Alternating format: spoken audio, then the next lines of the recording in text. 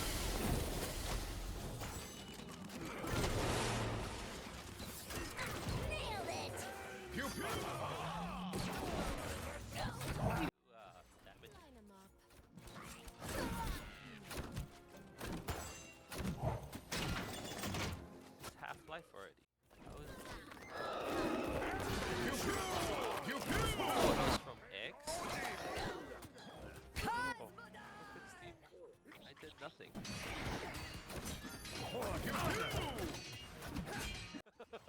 Still. Yeah, but still.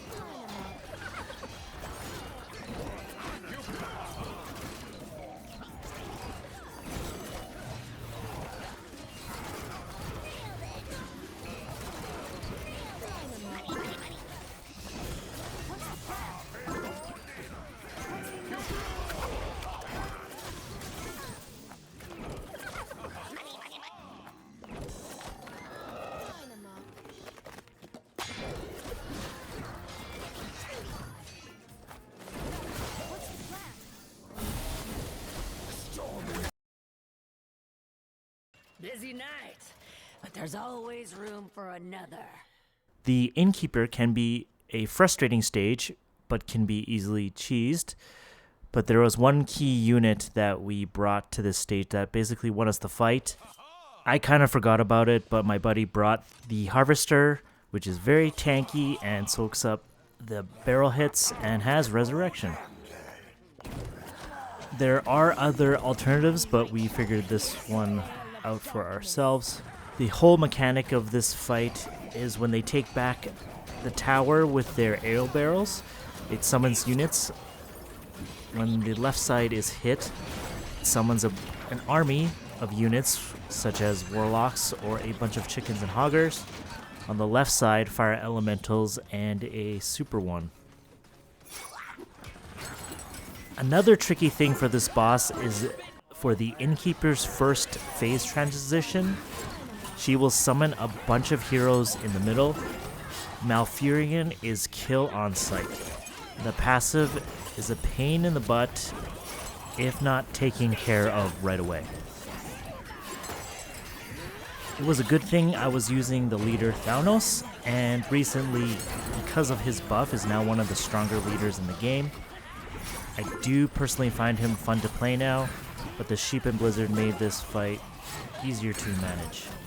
And having my buddy bring the best leader, the LichKing, and the best unit, the Plague Farmer, made this fight super easy and short.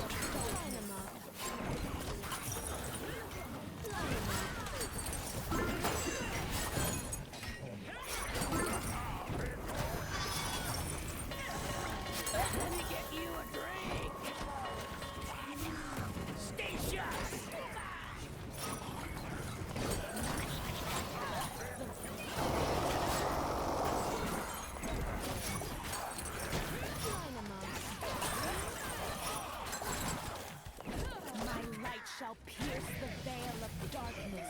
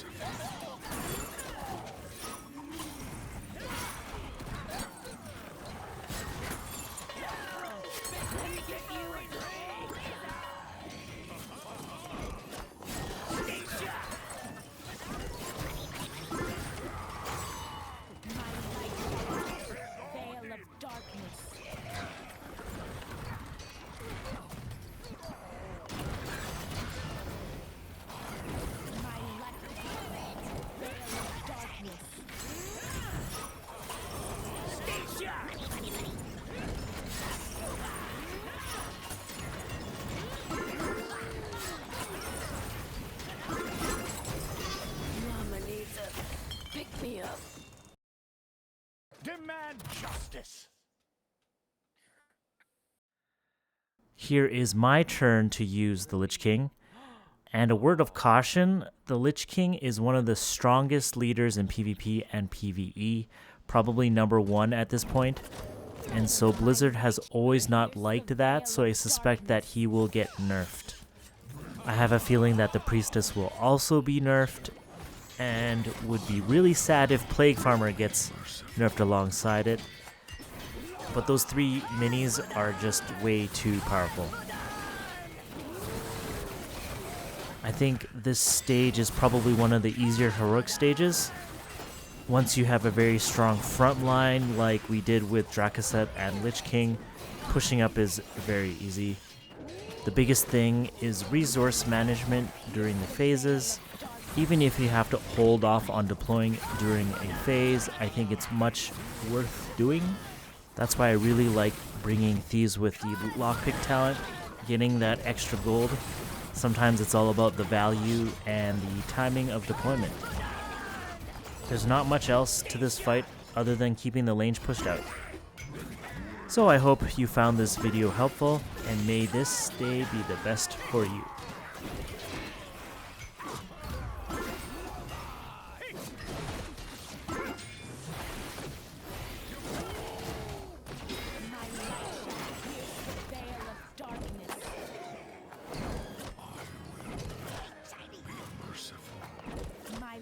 Shall pierce the veil of darkness.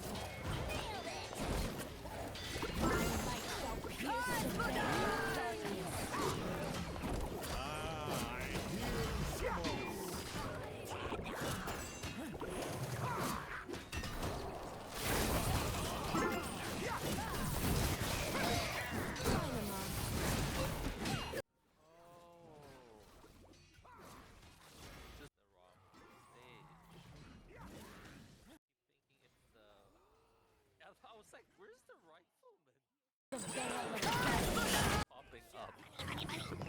My light shall pierce the veil of darkness.